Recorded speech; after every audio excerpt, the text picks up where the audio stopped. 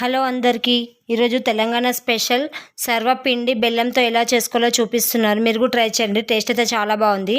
ముందుగా బెల్లం తీసుకోవాలి. ఆ బెల్లాన్ని సన్నగా తరుక్కొని వాటర్లో నానబెట్టి పక్కకు పెట్టుకోవాలి. ఇది నానేలోపు మనము పిండిని అయితే రెడీ చేసుకుందాము.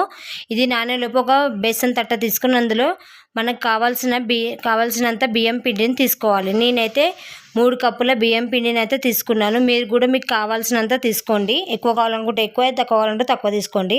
అందులో ఒక పిడికెడు నువ్వులు అయితే పోసుకొని మనము ఆల్రెడీ నానబెట్టుకున్న బెల్లం ఉంటాయి కదా, ఆ బెల్లం వాటర్ని వడగట్టుకొని ఆ వడగట్టుకున్న వాటర్ ఈ పిండిలో పోసుకుంటూ కలపాలి. తక్కువ ఇంగ్రీడియంట్స్తోని చాలా రుచిగా ఎలా చేసుకోవాలో చూపిస్తున్నాను.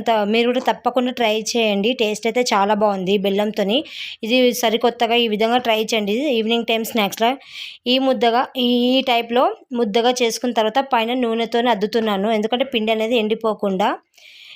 అలా చేసుకున్న తర్వాత మనకు కావాల్సిన సైజులో పిండిని అయితే ముద్ద తీసుకోవాలి. ఒకవేళ పిండి మీకు గట్టిగా అనిపిస్తే మళ్ళీ కొన్ని బెల్లం వాటర్ యాడ్ చేసుకుంటూ కొంచెం సాఫ్ట్గా కలుపుకోవాలి. పిండిని అయితే కొంచెం సాఫ్ట్గానే ఉండాలి, మరీ గట్టిగా ఉంటే మాత్రం రావు.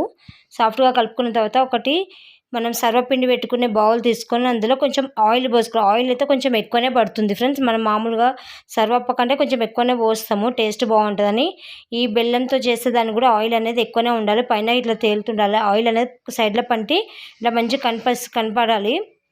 అలా చేసుకున్న తర్వాత ఈ గిన్నె మొత్తానికి ఈ విధంగా ఒత్తుకోవాలి మనము సర్వప్పని అనేది. నా ఛానల్ ఫస్ట్ టైం చూసినట్లయితే ప్లీజ్ సబ్స్క్రైబ్ చేసుకోండి.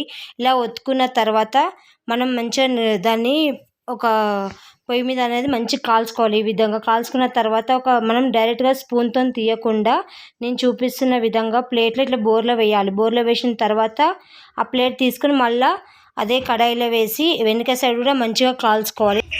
అంతే ఫ్రెండ్స్, బెల్లం సర్వపిండి అయితే రెడీ అయిపోయింది. Thank you for watching my video. Thank you.